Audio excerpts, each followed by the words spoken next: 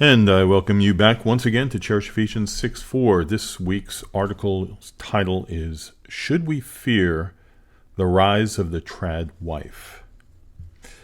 If you were born in America, 1950 or later, you have been in the Petri dish of cultural change.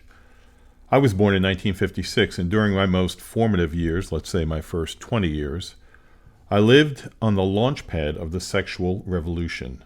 There's a lot that I don't remember being shocked by because I didn't have a historical perspective that would enable me to see how utterly insane things were. Television was the primary lens through which I saw what was going on in the world, but the hippies, free love, rampant drug use, and women protesting in large cities absent of clothing just didn't seem real to me. Maybe that was because I lived in a rural area, and I had parents who were most concerned about being able to feed their kids and raise them to be responsible citizens. They attended church weekly and did their best to teach their children to lead moral, if not Christian, lives, and believed in things like manners, honor, loyalty, and hard work. They, like many Americans, also believed that the vows they made to each other in marriage was a commitment that should never be broken. They also had well-defined roles in the home. Sure, there was an overlap, such as in the area of discipline, mom during the day, dad when he got home from work. But the main duty of dad was to provide for the family, and the main duty of mom was to nurture the kids and take care of the household. This might sound boring to today's ears, but my mom loved pouring herself into her children, and my dad reveled in seeing the fruit of his hard labor. They didn't want anything else. And for most families, this way of family life worked.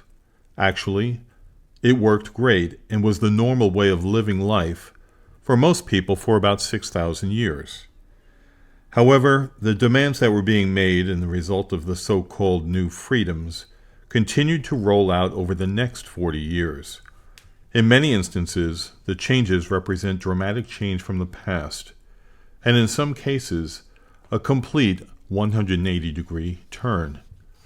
I was struck this week by an article that ran in CNBC called The Rise of the Trad Wife, Why Some Women Say They Are Opting Out of Work.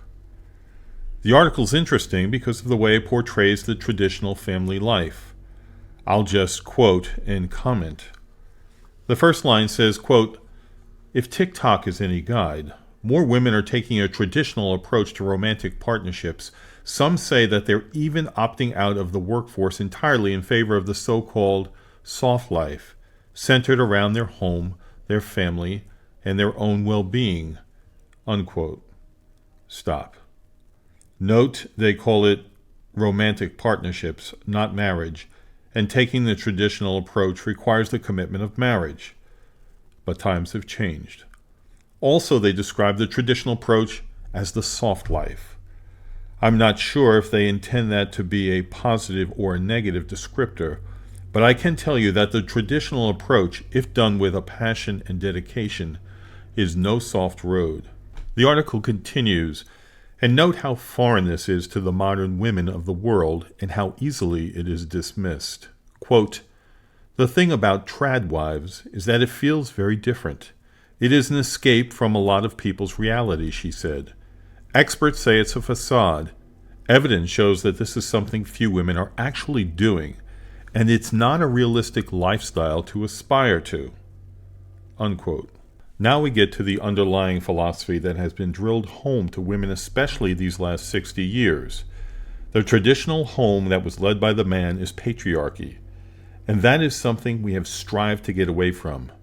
Quote, "These are old ideas with fresh taglines," Fair Play author Eve Rodsky says of trad wives, and the related social media trend of stay-at-home girlfriends, or SAHGS. That is the definition of patriarchy. There's nothing new here. Unquote. Ms. Rodsky goes on to say, quote, "Trad wives are pretending they have agency over their choices," Rodsky said. "But foregoing paid labor comes at an economic cost. The trad wife or stay-at-home girlfriends are taking a huge economic risk," she added. What that really means is that you don't have economic security. Social media portrays a glamorized view of what that life looks like, but it's not realistic, Francis said. Financial dependence can also mean a loss of power or control, she added. So there it is. It's about power and control. This is what many would believe is the most important thing to a woman today. Get it and make sure you don't lose it. This is what will give you security. Well, that is what has not become a reality.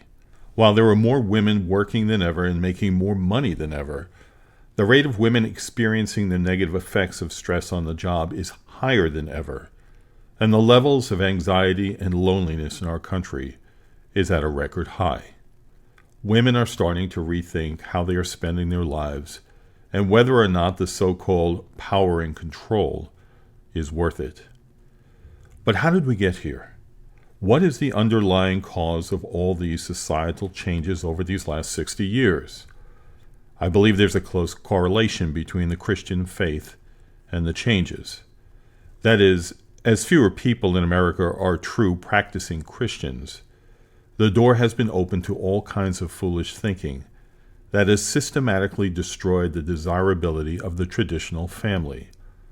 Instead of seeing value and fulfillment in the traditional roles of men and women, many see bondage and oppression.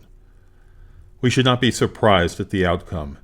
In fact, it is true that many traditional families have been terrible experiences for everyone involved, husband, wife, and kids. This happens when husbands and wives do not obey the instructions that God has given in His Bible, and we try to do things our own way.